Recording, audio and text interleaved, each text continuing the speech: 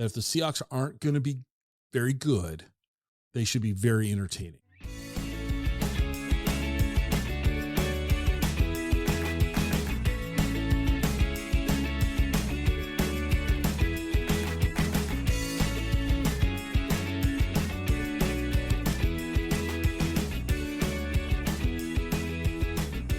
Welcome to the Exploring Washington State podcast. Here's your host, Scott Cowan. All right. Well, welcome back to this episode of the Exploring Washington State podcast. My guest today is Cody Miller. Cody is the general manager for the Walla Walla Sweets. Cody, thanks for making the time to sit down and chat. Words can be hard for Scott. Chat with me. We're just going to leave that in just for fun, folks. Chat. Cody, give me a little bit of your background. How'd you end up in Walla Walla? Let's go that way. No. I guess it's if you want the long answer or the short answer. Oh, let's go long. Let's get the good backstory here. Okay. So I'm actually originally from Cleveland, Ohio. Grew up there for most of my life, and then middle of high school, my family moved to Seattle, Washington. So I spent the last 2 years of high school there. And then after that, I went to Washington State as an undergrad after actually visiting the college just once because it was so new to me still. But I went there, and majored in sport management, graduated, and took an internship position with the Sweets, and just kind of worked my way up. And then after the 2019 year, we had a change, and I was promoted to the GM level in October of 2019. And that's where I've been ever since. So this will be my technically third full year as GM, but this is my second season, in, having a team on the field because in 2020, COVID and all that stuff. So that's a whole nother road we can go down, but that's basically the long-winded answer of that on the background part. So not related to the Sweets questions, but pertinent to you. Cleveland, I'm going to call them the Indians. The Guardians, I don't know. I can't quite go there. I know. Were you a Cleveland Indians fan growing up? Yes, very much so. It's probably my first sports memory is going to Indians games. Okay. It was like either 5 or 6 years old was my first game. Okay. So yeah, I've been a fan of theirs ever since I can remember. Where do you think Baker Mayfield should go? Oh, goodness. Wow. Good segue. Good one. I think Baker is where he should go. I don't know. Where he could go is, I think something tells me he's going to end up on the Seahawks. Really? I don't know if that's right or not, but something tells me he's going to end up on the Seahawks. Okay. But yeah, that is where I think he will end up. Should he go there? I don't know, but that's where I think he will end up if I had to put money on it right now. Let's go Baker Mayfield for 200. He seemed like he had all the talent, or not all the talent, but he seemed like a very good quarterback, but he just never seemed like a good fit with the Browns. I mean, the Cleveland quarterback history, especially since they've came back, has been well documented. And I'm sure there's hours and hours we could go on about that. So, for Baker, it was, he's the first overall pick, comes in, and he has that game against the Jets. His third or fourth game. Well, it was his first time in a game, but third or fourth game of the season, he comes in the Jets and he breaks the losing streak. And that was a big deal because, as Browns fans, we were just watching, for lack of a better term, just really putrid football for years. So, and then we just got this glimmer of hope that we finally found the guy after, 18 years of being back in that whole jersey list of quarterbacks that everyone likes to throw up there. So we were like, okay, finally, this is it. And then, he has that great rookie season. I think he even broke the rookie passing touchdown record. But then just was kind of uneven after that. So I don't know. It's definitely a cutthroat business in the NFL to think to go from that to he's basically a a backup now and basically forgotten about. So who knows where he's going to go? But it's definitely interesting to see how his career's kind of panned out ever since then. All right, one last. It's a GM question, but you're going to be the GM of the Seahawks. Okay. Quarterback. Mm-hmm. What do you do this season? So if what I'm seeing from the Seahawks, I mean, obviously you trade Russell Wilson away, that basically signals, okay, we're rebuilding. We basically traded away the face of our franchise the last decade or so. So if I'm the Seahawks, I am gathering picks, assets, anything I can. And unfortunately, it's not the fun answer, but it's probably the best long-term answer. We're basically, tanking for a top 5, hopefully top 3 pick, so that maybe we find a guy in next year's draft who can be the new face. I know this year isn't the best quarterback draft pool based on what people are saying. I mean, who knows down the line? But if I'm the GM of the Seahawks, you're probably in rebuild mode right now, especially with the Russ trade. So I think they probably either ride with Drew Lock or maybe bring in a Baker Mayfield if they want to. But I think that's what they are probably going to have to do. I mean, like I said, you don't trade away Russell Wilson and then expect to still compete right away. But that would be my answer on that. So I gave you a big opening. There's people in with more experience in that position that have to make that call. I'm glad I'm not in that seat right now because I know it's a tough one. But see, I gave you a big opening. What about Gardner Minshew? Why not trade to go get him and just have a fun team for a year? Think about that. Philadelphia doesn't need him. We could get a draft pick. He's a Cougar. Gotta like that idea. All right. We had some technical difficulties. I'm not sure. I think Sweet Lou came in and pulled the Ethernet cord. And we're back. We'll blame it on the mascot. So Cody, I don't know where we exactly got cut off, but I was asking you as the GM of the Seahawks, who you'd pick. And I really wanted you to say Gardner Minshew. I just think that if the Seahawks aren't going to be very good, they should be very entertaining. And seeing that guy run out onto the field in blue and green and throw the ball around the field like it's an arena league team would be kind of fun. That's my thought. I think Gardner could be a quality starter for like a playoff team that gets in like as a wild card spot. I agree with you too, but I think he could, fill in or go to a team that's like just a piece or two away that needs like a fill-in quarterback. I just don't think Seattle's that right now, just because, especially if they're trying to trade DK Metcalf and the likes, I don't know if that's the best situation.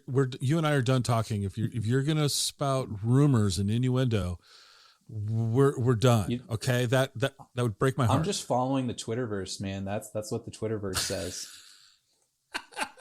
All right. See, we went off the rails. Let's talk Walla Walla Sweets. Let's talk the West Coast League. We could go down that route for a while. So you went to WSU. Mm-hmm. You majored in sports management. Yes. You did an internship at Walla Walla. So did they approach you about the internship, or did you approach them? How'd you get started here? It was actually kind of interesting. So I was in a interesting spot at Washington State because, most kids graduate in the spring and then they have like a summer thing they do. So I was actually done with my classes after the winter semester. So in December, and I needed to find something to do internship wise, whether that's spring or summer, and didn't really see a whole lot of spring ones that were local. But then I, reached out to our coordinator at Wazoo, and I was just like, if there's something, I'd be happy to kind of look at it. And he goes, well, I know we got this team in Walla Walla and they potentially are interested in starting interns a little sooner, and put me in contact with them. We had a back and forth talk about it. And before you know it, they were like, yeah, we can bring you down and basically start you in late winter and just kind of get you up to speed quickly so that by the time summer hits, you're basically ahead of not ahead of the rest of the interns, but you're basically walking in there with a little bit more background on the team per se. So it was kind of a mutual thing per se, because they were looking for someone to bring in prior to the start of the season. So it was definitely an interesting how it got going, but it still worked out. So I started, I think that basically the first day of February in 2017 was my first official day. So, okay. Mm-hmm.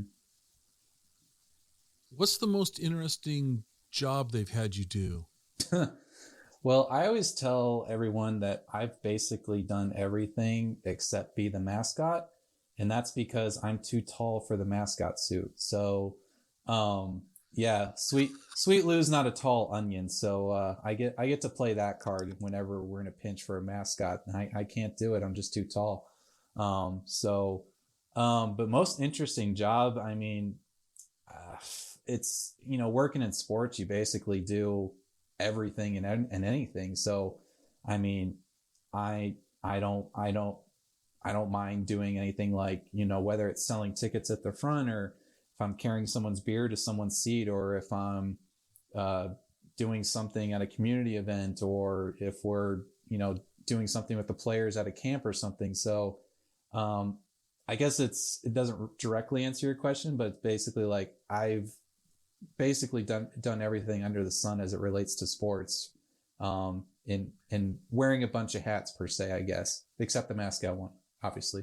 Well, so here's something you need to be afraid of, is that you've now publicly said this. So what makes you think the ownership group won't go get an extra large onion outfit just to make you wear it? I mean, Oh man, our mascot's already pretty big, so if we got even a bigger one, that might just start scaring the kids at that point. So we probably shouldn't do that. But I mean, if they do, then I'll add it to the resume. It's a resume builder at that point. But we don't want to scare children. Absolutely. So that's okay. Yeah, no children should be scared at a baseball game. I've asked the other GMs kind of the same sort of question, and I'll ask you that. We didn't talk Seahawks football with anybody else, so that's just what we've done. Walk me through. So the time we're recording this is early April. What'd your day look like today? What did your day consist of? Basically today was a big marketing and ticket sales push, because we released our single game tickets for the season. So basically we were going off of last night, where I'm making sure everything's kind of ready to go for the morning, so that when we launch and release to the public, that we're ready to go, that everything works, all the links are going the right way, the calendar works, ticket link works, all that. So, it almost started the night before, where just double checking that, and then, wake up, check the email, all that good stuff, make sure you didn't miss anything. And then basically as soon as you get in the office, plug in and just, okay, we're double, triple checking things. Get with my assistant GM, who loaded all the graphics in, and we're just like, all right, we're ready to push go on this. So, I mean, that was most of the last part of the day. And then, the rest of it was just, coordinating our other releases promotional wise that we're working with our groups on. And then, the afternoon was actually dedicated to, a little bit of, hiring and staffing actually. So we probably spent the first half of the day on marketing and ticket sales. And then the second half was, just trying to get some, more people on for the season in seasonal positions or an internship. So, it was a good day. It was a successful day in that. Definitely got some good feedback and interest already, so that was great to see. So, but yeah, that's kind of what the day looked like there. And then, after recording this, I'll probably just again be checking stuff at home, email wise. Oh, and we also ordered some retail stuff for the store, so a little bit in between there. So, okay. Yeah, and then we'll roll into tomorrow and get right back on it and get back on the sales track for sure. then we'll go from there. So it's a well encompassing thing. I even left out the part where I talked to our baseball coaches today, my manager and my pitching coach, about guys we're bringing in. So it touched on like 4 different departments just in one day. So it's a pretty well-rounded day. Yeah, that's actually kind of very cool. It doesn't give you a chance to get bored of the same thing, all day, Exactly. I'll go this direction. Let's talk, if you will, Walla Walla Sweets philosophy on building your roster. How do you guys go about building out the roster? So it starts as early as the very tail end of the season that you're coming off of. And we like to have our coaches have a very big say in that, whether that's through their college connections or the team's connections that we have. And we're just immediately on the phone with them, whether it's right after the season's ending or as is. And we're like, okay, who do we want to try to bring back? Who do we think we can get back? Who do we think's gonna maybe have some draft prospects or might go to the Cape Cod League? That's like the premier one on the East Coast, obviously. But we're just diving right into it, texting and calling coaches like, hey, we'd love to get a couple of guys from your program this year. Who's coming in that's looking good, or who's a good position player do you think that's just a couple more at bats or a little bit more fine tuning away from really contributing for you guys? So, I mean, we had probably most of our stuff done in terms of slotting by the end of September for players.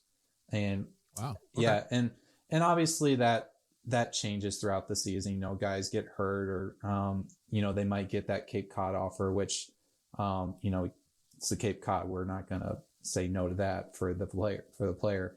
But it's a year round thing. I mean, then there's 10-day guys, then there's guys that are late bloomers that kind of pop up late. So, that's kind of our philosophy is, we try to get most of that stuff done, the really good foundation by the end of September, so that October through April, it's like, okay, this guy's really having a good spring, or this guy, transferred, not too many people know about him, but he's coming on good. So we should probably pick him up. So, I'd say that's kind of where we look at it from that standpoint. And then we just make adjustments as things pop up. So, I think it's worked out pretty well so far for us this year too. So one of the reoccurring themes I'm hearing when I talk to other GMs in the league is the importance of the relationship that the team, the coaches, everybody has their relationships with coaches at other, at colleges. Yes. Where do you have relationships at colleges? Have you built those? So personally, I'm still relatively new to the game than some of the other GMs, so I'm still building mine. But I've got a couple local ones, and just introductions, handshake meetings that I've been able to do.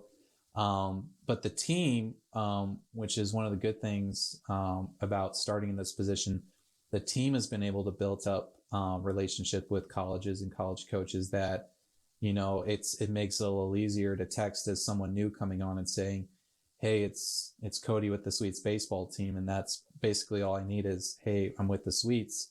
They know, okay, West Coast League, been around the league for a while. We know we can send guys there and they're going to have a good experience and get the playing time and get the, the teaching and the coaching that they need. So, that was very helpful for us. And then, that helps our coaches, when they're coming on this year too, since we have new coaches this year, that helps them tremendously too, to be able to, use that as a recruiting tool for potential players. So you guys are really proactive if you want to get this all done by September and then just kind of monitor the players October to April. Okay. One of the other things that I've learned that really caught me by surprise, and it makes perfect sense, but it really caught me by surprise, was I'm thinking, I don't want to say spring training, but I would have thought that there would have been some time where the your club would be together before and practice and, and kind of come together as a unit. I'm not hearing that to be true. It's almost like these guys are showing up and you're handing them their uniforms and almost saying, get out on the field. I mean, it's like they're showing up literally, not very many days before the season starts, and sometimes even after the season has started. How do you guys prepare for that? I mean, that's I haven't asked that question of anybody, but like, how do you build a team when you don't have the luxury of that time?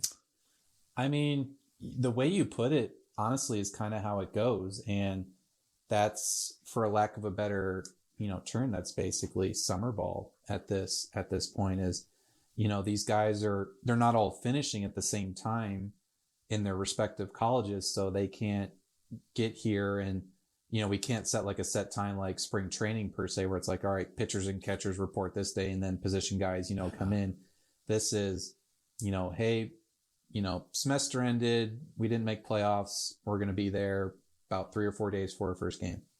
And that was actually one of the talking points on my coach's call today was just starting to get guys arrival time or anticipated arrival time, so that way, we know, okay, we're going to have this many guys here after Memorial Day, and then we'll be able to travel this many for the first road trip.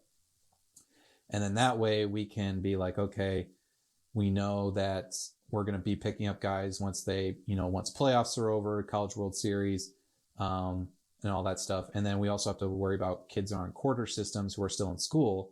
So, some of the California schools and other places, they're in school through the middle of June. So, we're not going to get them until late June. And then they're joining up with the guys. And you kind of said earlier, we're handing them their gear and their number. And it's like, okay, report to the field and meet the coach and the boys. And we got a game that night. So it's, you just got to keep that, you got to keep it, you got to keep it loose and open in the locker room, where it's like, all right, we're having guys that are going to be here all 59 games, or we're going to have guys that are going to be here half the season, or guys are going to be here for 10 days or whatever. So just, you got to be able to work with the ebbs and flows. And that's just kind of what we deal with as a summer ball team. And it's not unique to just us in the West Coast League. There's a lot of other leagues that kind of experience that as well.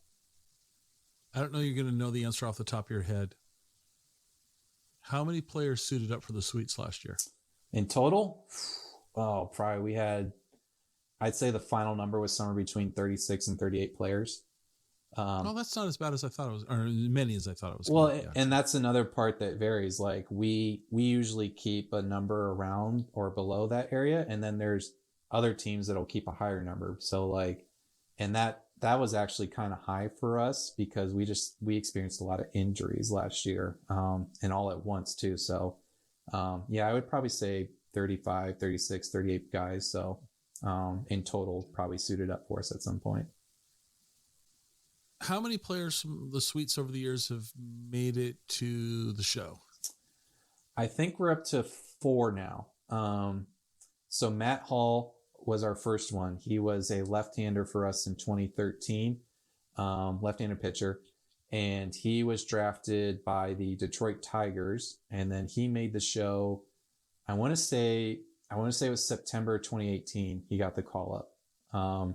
Okay. So that was our first guy through. And then we had 2 more pitchers come through. We had Jay Flaw come up for the Orioles. And then we had Cody Petit come up for the Marlins, I want to say. And another one we had, he was with us for a short time.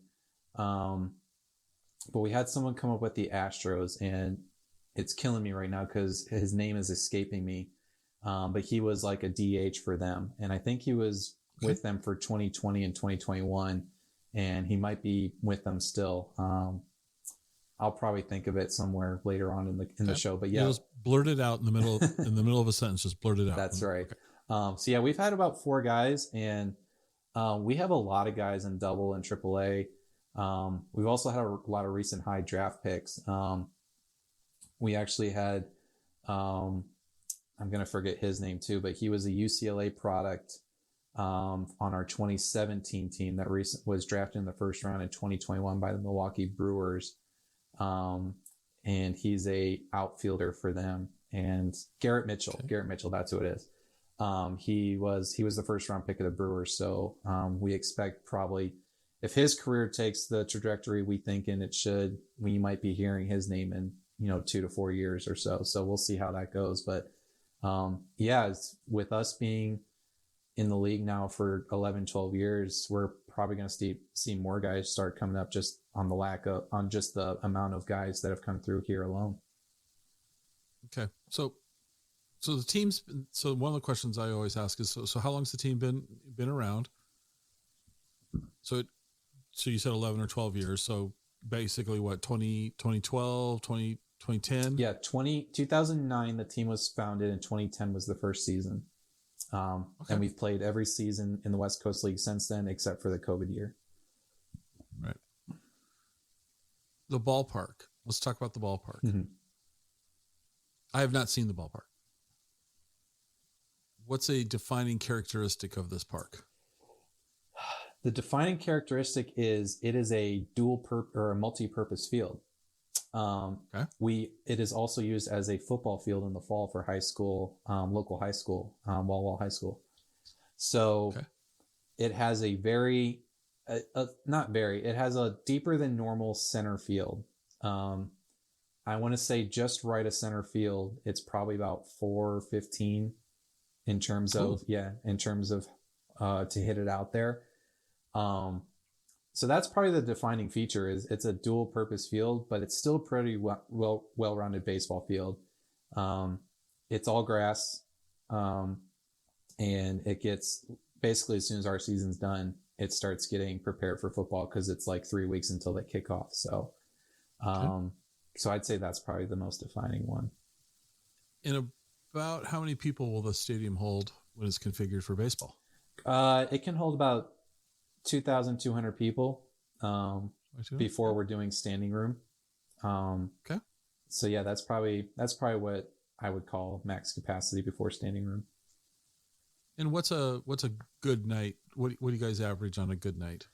So fluctuating between if it's 120 degrees out like it was last summer and it was a good night, we're probably sitting at 1,000 people on night. Okay. Our bigger nights, like our fireworks and everything, we're probably closer to that 1,800 number most often than not. Maybe you should, we'll put the bug in there for the ownership group to put misters in, and maybe when it's 120, more people will show up if you're keeping them cool. I can't imagine. That's the interesting thing to me. Walla Walla it gets hot there. We set the record last year for heat. I think it was 116 or 117 on when that heat wave came through. We hit just about that here in Wenatchee. It was just miserable. It was absolutely miserable. I couldn't imagine playing a game in that weather. Well, we did, so imagine it. Okay. Let's talk about the Sweets relationship with the community. I've been in your retail store downtown. Very cool. In fact, somewhere in this office are my Walla Walla Sweets hats. I bought a couple of them because I think the W2 logo, like you got on your polo there, I think that's a really cool logo. And I got one with Sweet Lou because that's one of the best mascots going. I gotta say that's very cool. But how do the Sweets fit into the Walla Walla community? You have local wine night or something? I mean, just with no, I'm kidding, but with the wine, with how many wineries are in Walla Walla, it seems like, how do you fit in? Let's just put it that way. So it's funny you bring up the wine part. And it's very fitting. We are actually, one of our partners, sponsorship wise, is they trademarked the phrase, the official wine of sports. And so they are a sponsor of ours, and they're local, and they do a lot of stuff with across the country, not just here. And it was actually funny because I was talking with their person last year who I work with, and she was talking with me, and she goes, yeah, we just we trademarked this, and we're starting to reach out and brand into pro sports. So she goes, yeah, we partnered with the Cleveland Cavaliers. And I'm like, there's no way, because I'm from Cleveland. I'm like, you're partnering with a team that's almost 2,000 miles away from you? She's like, yeah. And it was so cool because we got to talk about it. And then she was telling me about the whole rollout process and everything. And she goes, yeah, we did a wine tasting, and we had this, we had one of the guys there that was doing it. And he was a former player, like one of their first players. And I'm like, it was Austin Carr, wasn't it? She's like, yeah, how do you know? I'm like, that guy has been commentating since I was 8 for the Cavs. And I ran into him. I got his autograph. Like it's just it's like the big small world concept there. Like this winery in Walla Walla, Washington is now partnering with my hometown Cleveland Cavaliers. And now we're also partnering with the Sweets. So it's just like, it was crazy. So, but to go back to your original question, in terms of where we fit in the community, yeah, it's really awesome, especially when the guys are here in the summer. We try to do a lot of local outreach, and go to, community events in the area, whether it's like the local YMCA or if it's, an after school program or things like that, where we can have the guys come out and hang out with the kids, take pictures, sign some autographs, and get the mascot out there too. So it's a very family friendly atmosphere that we try to do both inside the ballpark and out. And I think we do a pretty good job in terms of connecting with the community in that regard. In fact, one of the things we're doing this year, we're calling it School Day, where last number I looked at, we're having like 5 or 6 middle schools come out as like a celebration that school's out for the summer, and they're going to come to a game.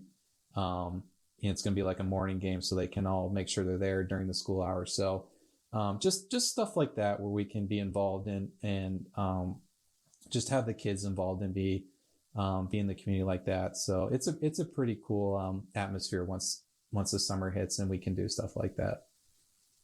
I think that's a great way of getting kids exposed to I love baseball, and it's I mean, let's be honest, it's not the most popular sport anymore because we've all gotten used to like shot clocks and fast paced, and baseball doesn't have that, at least not yet. But young kids coming out during the school day to go watch a ball game, that's cool. That's I like that. That's very cool. Yeah, it'll definitely be a fun, interesting day for sure. But it's like, to your point, it's like any way we can get these kids involved with the game, or just be at the ballpark, that's going to be something that is going to stick with them through the rest of the school. Where it's like, I want to go out and I want to be just like the first baseman. I want to hit the home run like the Sweets guy did. So it's like, that's really cool. So no, I'm glad we're able to do stuff like that, because it's fun for all involved when they come out. So what do the Walla Walla Sweets do differently? What's unique to the Walla Walla? Like if I go to a Sweets game and I'm sitting there in the bleachers, what's the experience going to be like there that I'm not going to see, say, in Wenatchee? You will never see another team have their ceremonial first pitch be an onion instead of a baseball. So okay. that was one of the first things I was able to see as an intern. Was we do our ceremonial first pitch and we throw out an actual Walla Walla sweet onion, and at first I was like, there's no way, but yeah, we do. And it's even better when we get the guy who's catching it for the night, if we can get him to bite right out of it. And then if we can get the person that threw it also take a bite out of it. So it's just like, it's like, you don't, anywhere else in the country, you're not going to see that. But if you come to Walla Walla, you'll see it. That's awesome. So, okay. So you're not going to see that in Wenatchee, I promise you. No, we're not. That's okay. All right. So what sort of promotions do you guys have going on this year? You know, because you mentioned, single game tickets and all that just went on sale today, but what sort of promos do you guys run? So we try to do as much as we can from a daily, day-to-day standpoint. Our popular one last year last year, obviously with COVID, we had to just get everything going as quickly as we could with short notice. So we tried Thirsty Thursdays, which basically was we're going to discount beer all game long. And sure enough, people showed up and showed out for that. So, I'm shocked. Yes, very shocking, very shocking. But no, so we're like, okay, we're definitely doing this again next year, when this might just be on the schedule for until the end of time. But we're doing that. We got Bobblehead coming this year. That's actually a throwback version to the Walla Walla Padres when they were here. Lou is going to be decorated in the gold and brown of the Walla Walla Padres. So we got that coming. We have, the ceremonial hats that we usually give away. We have a flag coming. We are doing a post-game concert this year after a game, which I don't think we've ever done before. There's a local band in town called Whiskey Creek that will be playing after one of our games. Actually, when Wenatchee's here, it'll be a post-game concert afterwards at the stadium. So that'll be cool to have. We have this guy named his act is called Tyler's Amazing Balancing Act, and looked him up, and this guy will balance anything on his face, chin area that he can. And I kid you not, a full 18-foot ladder he will balance on his face. And I was like, there's no way, but we gotta try this. This is, where else are you gonna see this? And so just things like that. That's, because we're trying, obviously we want to have the baseball be a part of it, but we also want our fans to be entertained by all the other stuff going on. So and while you're in the fourth inning, having a cold beer, and you look over and there's a guy balancing a wheelbarrow on his face, oh, that's kind of cool. So it'll be just things Only like thing that. that would make that better is if he's eating an onion while doing it. If he can do that, I'll be truly amazed. That might have to be part of the pregame discussion with him in terms of all right, it's Walla Walla, this is what's got to happen. So this is okay. The ceremonial first onion. That's really, really cool. Threw you for a loop, didn't it? No, it's brilliant. It's just, it makes perfect sense, actually.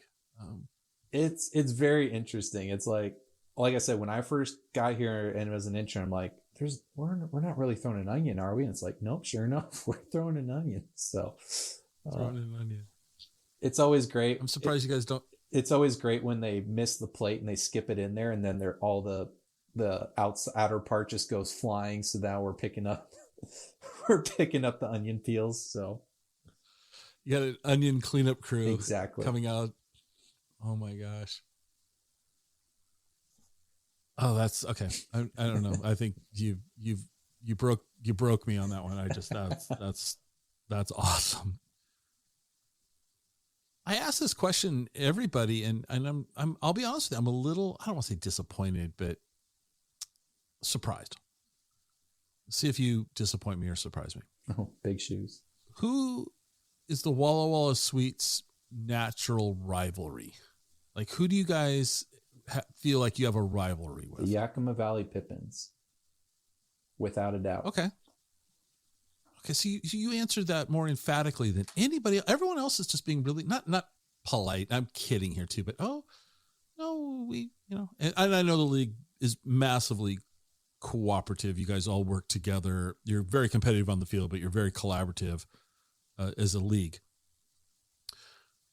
Why Yakima? So the way it starts is our ownership group actually owns two teams. And the first one was Walla Walla in 2010. And the second team that started was Yakima Valley. So the way it started and how it developed was, we work together with Yakima. Like you said, we work with them off the field because we're one ownership group. So we're trying to work with them, be successful for both teams. But when I tell you that our fans enjoy whenever Yakima comes here or we go there, that's marked on their calendar. Like, okay, we got to beat these guys. And so much so that the last several years, COVID notwithstanding, we take a team bus up to Yakima if we can, especially on the weekends. And we take a bus full of fans up there so that we can cheer on one game while we're up there. And believe me, the fans let the Yakima fans know that they are here and they're going to cheer on and make sure that we win tonight. So, no, it's a rivalry with Yakima. I will say at the end of the day, it's a friendly rivalry, right. But no, that's one we look forward to. Okay. But yeah, and if you ask our fan base, the hardcore ones, they'll say the same thing. Okay. All right. Well, I think rivalries in sports are important. I mean, look, let me ask you this question. Are you a Yankees fan? Oh, no. But are they great for baseball? Yes. Yes, they are. Yeah. It hurts to say that, I know. But without the evil empire to chase, it sucks when your team. Okay, I'm a Mariners fan. And it was like we were the Yankees AAA team for all our good players ended up being traded to New York. I can sympathize with you because as an Indians/Guardians fan now growing up, I felt the same way. All of our good players are just going to end up on the Yankees, or now it's like the Red Sox and all those other teams. But yeah, when I was a kid, it was like, he's going to be on the Yankees soon. So, but they're good for the sport. It's hard to watch. It's painful if you're not a Yankees fan. It's terrible. But it's good for the sport to have a rivalry. It's good to get excited about beating the Yankees, let's just say, you never see a Mariners fan more happy than when they sweep the Yankees in a home series. I mean, it's like, that's our playoffs. Well, just go back to probably the Mariners' most famous moment, 95 division series. Who were you playing? Yeah. Did the roof not come off the Kingdome that night? Huh? That was... I wasn't there, but I was watching it on TV. It was amazing. Yeah, amazing. And yeah, okay. So as I wipe the tear out of my eye when I think about the Mariners, I hope this year. I hope. I think they're in for a good year. I think they really are. I hope so. I hope. I don't think they were quite as good as their record looked last year. I'm a little nervous about the pitching staff. But I hope. I know what I have to. I have to give you guys kudos because you totally threw me when you said the ceremonial first onion. Right? Correct. But your April Fool's prank on Facebook was awesome. Did you? Who came up with that idea? I'm going to let you share what it was, but I saw it and I'll be honest. For a split second, I went, "Huh?" And then I went, "Oh, okay." So it was brilliant. So who came up with that? So that was actually the brilliance of our assistant GM. His name's Tommy Ott, and we are actually planning this back in I think November, December.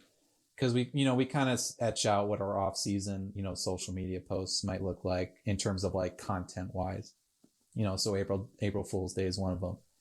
And, I give my ideas and he has a good chunk of them too, overall, and came in one day and I loaded up, and was kind of looking and I'm like, so what do you got here? And he's like, it's onion soda.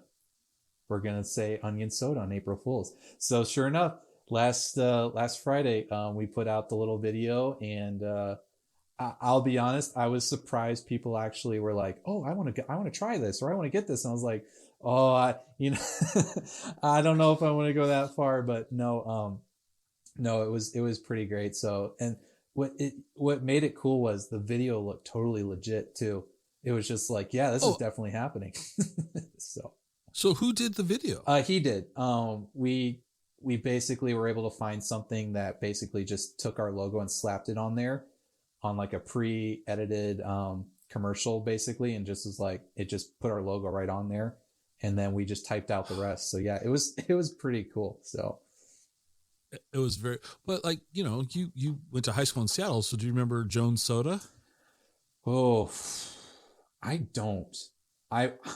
So Go ahead. Sorry. Jones Soda's out of Seattle, and they do all these retro flavors, and their labels were like individual photographs. You could like go and order a photograph and put your own photograph on it and all that. But they have, this is the most disgusting sounding thing ever. They have a turkey dinner pack. And so they have like gravy flavored soda. And I'm just like, ugh. So you could almost probably go to Jones and say, we want to do an onion flavored soda. And they could probably put it together for you. And as disgusting as that may be, it probably would sell at the concession stands. For the curiosity alone, people would buy it. But that video quality that you guys put out, that was very good. Kudos to you. Great sense of humor there. Yep. I'll take some of it, but most of it goes to Tommy, our assistant GM. So that was the fact that he had that waiting in the wings for about 5 months. That was pretty cool. Yeah. What are you excited about for this season? Honestly, I'm excited for the first time as my role as GM.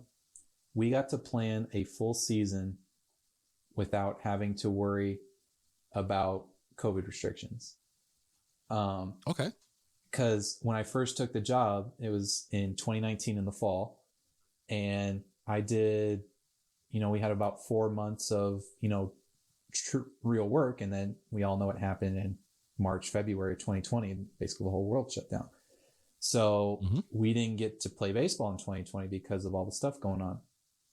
And then even into 2021, we didn't know until middle of March of 21 if we were going to even be able to play because, unlike MLB or all the major sports, we need fans in the stands. Like that's our moneymaker. That's how we make a living. So, we had no idea. And then all of a sudden one day the governor came out and announced it, and it was like, all right, let's go. We got about 2 or 3 months to put all this together. So, and we got to play every game, and I was very thankful for it because if we went 2 years without baseball, it just would have sucked, for lack of a better term. But,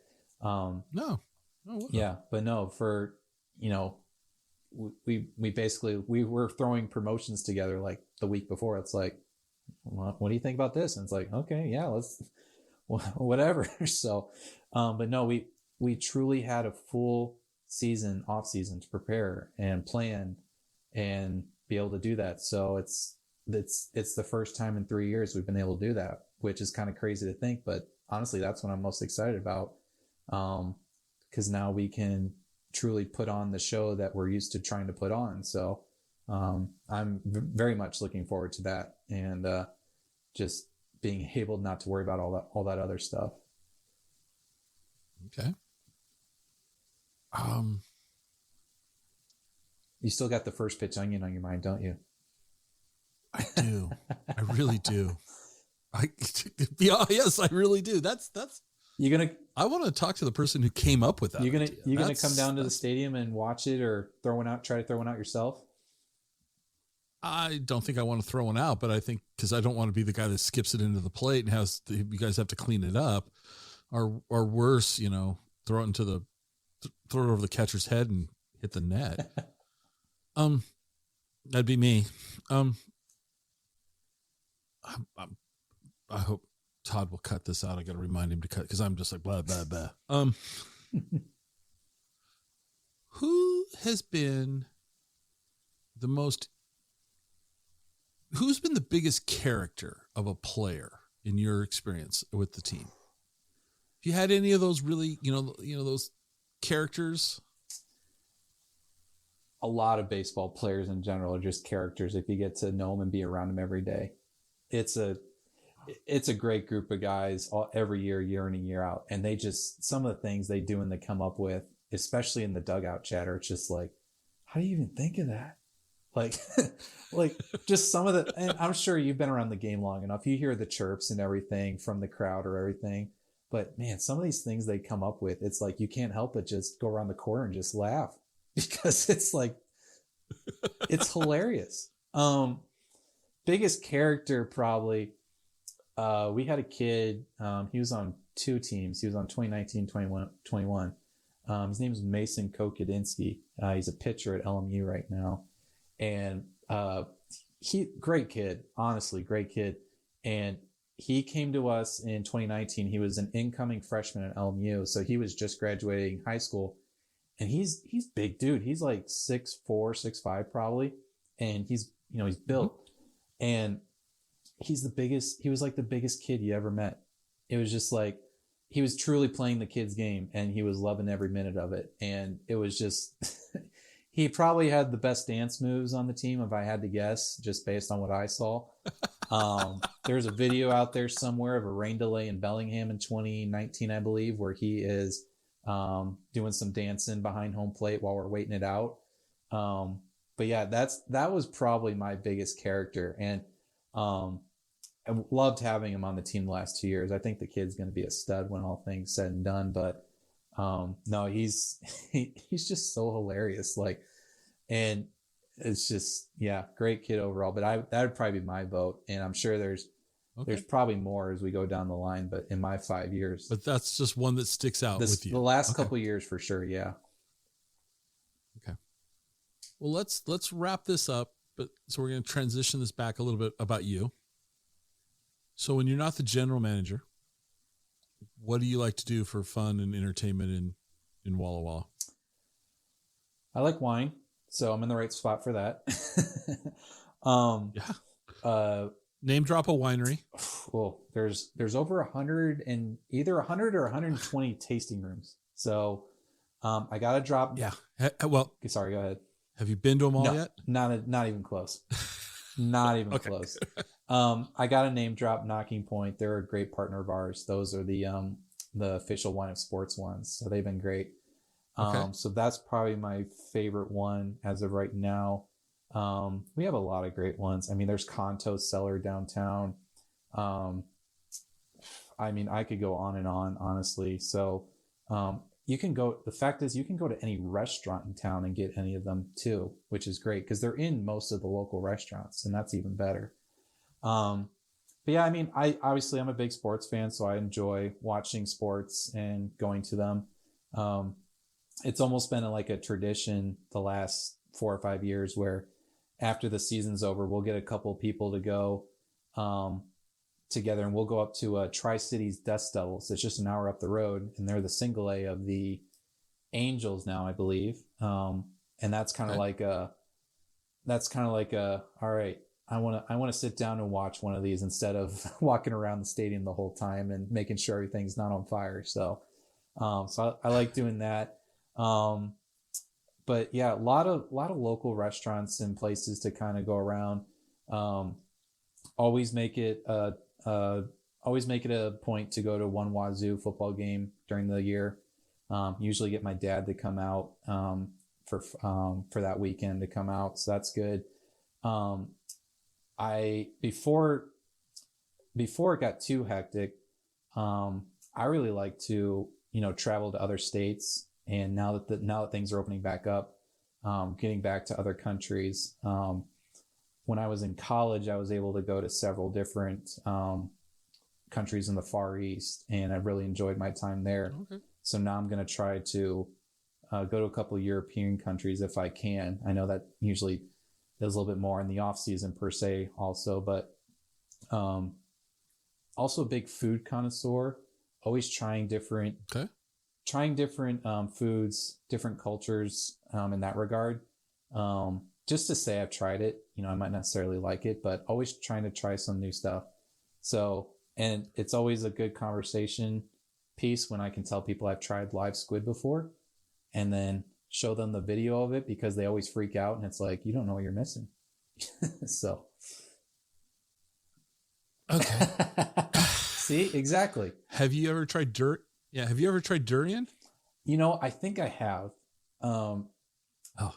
I could do the live squid. I don't think I could do the durian. I think I have. I'd have to remember. It was a while ago if I have, but no, I'm not sure. I might have to try it again though, just to say. Okay. All right. Question I always ask, and I'm going to switch it up on you because you said you're a foodie and you like wine. Where's a great breakfast place in Walla Walla? Kind of depends on. Because you're probably not having wine with breakfast. You'd be surprised by people out, not myself, but just people here. There's a couple. It depends on what you're looking for. If you're looking for, that greasy plate per se, in town, it's Tommy's Dutch Lunch. And I know it says lunch, but it's great stuff. Honestly, it's the stick to your rib stuff. So they're good. Maple Counter, probably the best overall breakfast in town. That'll definitely fill you up, and they got a lot of good options there. So I would say those two are probably my favorite right now. But you can go to Maple Counter for almost anything, but those are probably the two best spots. Those are your two. Those are your coffee. You drink coffee? Yeah. I don't get too fancy with it. I'm pretty plain Jane when it comes to coffee, but I'll definitely be needing it here in a couple weeks. So, but okay. So where do you go for coffee in town? There's Coffee Perk, a local place that's on First Avenue downtown. It's basically like where the town kind of convenes for their morning chit chat almost, because you go in there about 9-10 o'clock and that place is packed, and it's just basically people in there, chatting it up or talking about yesterday's news or the morning news or whatever. So I'd say that's probably the local spot in terms of where they go. We'll wrap it up with this question. What didn't I ask you that I should have asked you? That's a good one, actually. I think we covered most of it. You should have asked me, and this is maybe not fair to you, you should have asked me a little bit more about my sports fandom, considering where I'm from and where I live. I know we touched a little bit on it, but most of the other sports involved in it. All right, let's unpack that for a little bit. Let's go. Let me ask you this. Are you going to welcome LeBron James back to the Cavaliers if he wants to play his last season there? I mean, it's at this point, and I have a small story about that when he came back the first time, but I mean, he's done basically everything he can for Cleveland. I think at this point, he brought the city its only title in the last 50 years. And I mean, he had to do it in, coming back against the Warriors, 3-1 down, best record in the NBA, better than the Jordan Bulls, record wise, I would say. And, doing that, I think that he's done basically everything he can. If he wants to come back for a farewell tour, I'd definitely be open to it. I mean, I think just recognizing though that the Cavs have been the surprise of the NBA this year, and now we're all of a sudden on the fast track to, these guys could be top 4 in the East for the next couple of years if they play their cards right. So, if he's able to come back and contribute that way, and I mean, he's still 37, 38 years old and still leading the league in scoring. So sure, I'll take him. Okay. All right. So what else? So growing up, what was your sport? I played all of them. Baseball probably was my best one overall. I mentioned earlier in the podcast that I'm too tall for the mascot suit. I am tall. I was actually a short to average height kid. So basketball, I was mostly like a point guard, and I didn't hit my growth spurt until high school. So Basketball I was okay at. Did a little hockey, just a little bit, not too much. Played a little football, but baseball definitely at the end of the day. A little bit of basketball. So I'd say those were mine. And that's probably the furthest I went was with baseball with it, for sure. So how tall are you? Well, I'm 6'3". Okay. But yeah, when I was like a freshman in high school, I was only like 5'9" or something like that, 5'10". So I was kind of on the short end. So are you a diehard Cleveland fan through and through, or do you root for somebody else nowadays? No, diehard through and through. The Browns make me question it from time to time growing up. And we could go on a whole separate podcast about the Browns and that sort, but I know you don't have that time. But no, I grew up going to Indians games, Browns games, Cavs games. Like that's what I remember. So to switch now, I don't have that attachment. It's like, I'm not going to switch to Seattle doesn't have a basketball team, but I couldn't. Oh, you had to bring that up. I figure we went long enough. I thought I could slip it in, but obviously not. So they'll be back one day. The wound is still They'll be real. back one day. I know. And they're getting closer. I don't know what day that'll be, but I think they'll be back sooner than later. Well, the ownership group is that owns the Kraken. They are supposedly part of the ownership group that's building a new arena in Vegas. Correct. So that will, the speculation is Seattle and Vegas will get expansion teams. I think that's right. No, I'll be happy. I think the whole city will be happy because I moved out to Seattle right when that went down. So people were not thrilled to say the least. All right. So this is the last question I have. It's a very important answer. Ohio State Buckeyes. Yes. Ohio State Buckeyes. No. It's going to be a very emphatic yes in the sense. Okay. No. Both of my parents went there. I was literally taken onto the field as a newborn around the stadium. My grandmother was walking me around in the stroller when I was born. We were down in Columbus, and the door was open for some reason in the stadium, and she walked me down there. And basically, and that was my first college football game, actually, was the 2006 season when they went undefeated but lost to Florida in the title game. So, I mean, I was hooked, and I grew up in it, and you're never going to change my mind on it. I know people don't like them. That's fine. I really don't care at this point. So, well, look, I'm giving you a hard time. I have, but here's the thing. College sports rivalries are incredibly good. The Buckeyes, I don't like the Buckeyes. I don't know why. I don't know. I don't like Michigan either. Yeah. But it's fun to talk about them. And they're always fun to watch. Absolutely. I mean, it wasn't fun to watch. It wasn't fun to watch the game this past fall, but other than that, it's been fine for the last 20 years, mostly.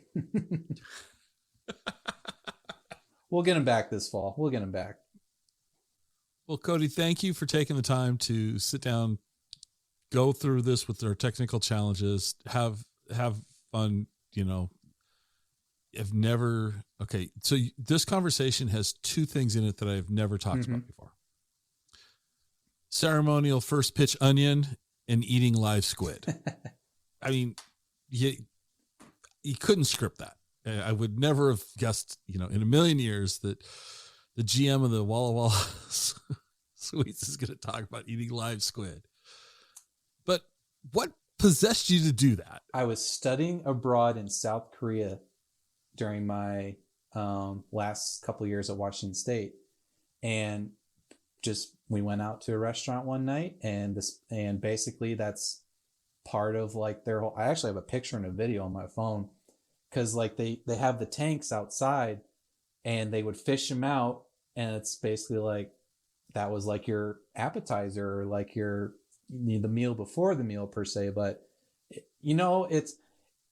I just say don't knock it till you try it. If you don't like it after you try it, okay, that's fine.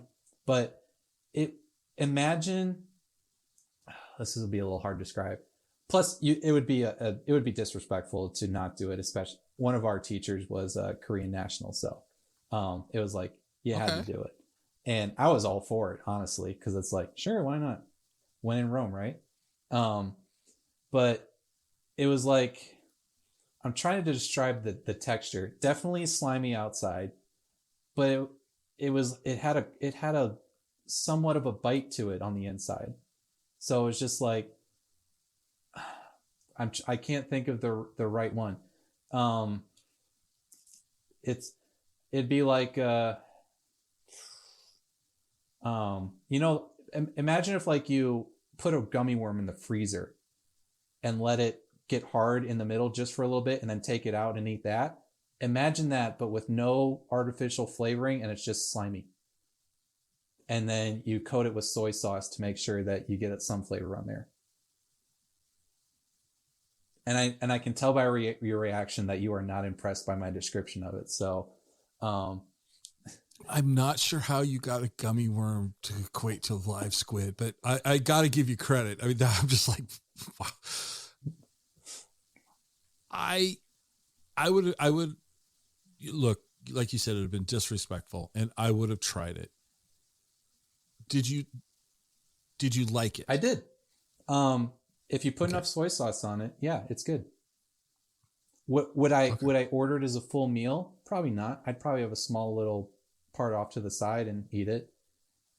The other thing, so to kind of stay on food a little bit, the Mariners, they have one of my favorite ballpark oddity foods, the crickets. Mm-hmm. I love those.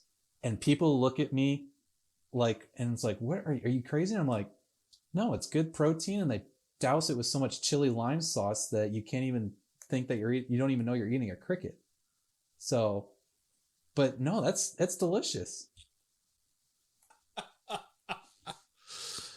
Oh, this has been fun. Thank you so much, man.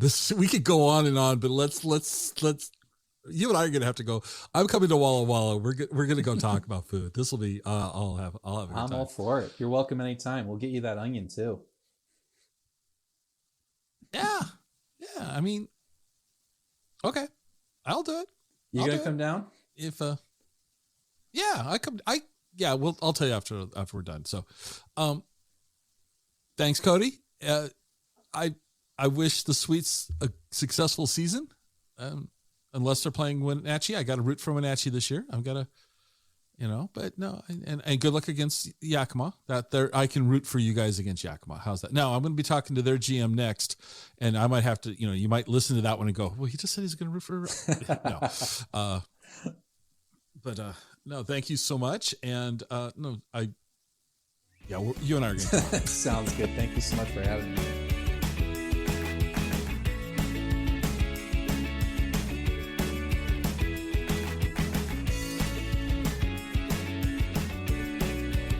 Join us next time for another episode of the Exploring Washington State podcast.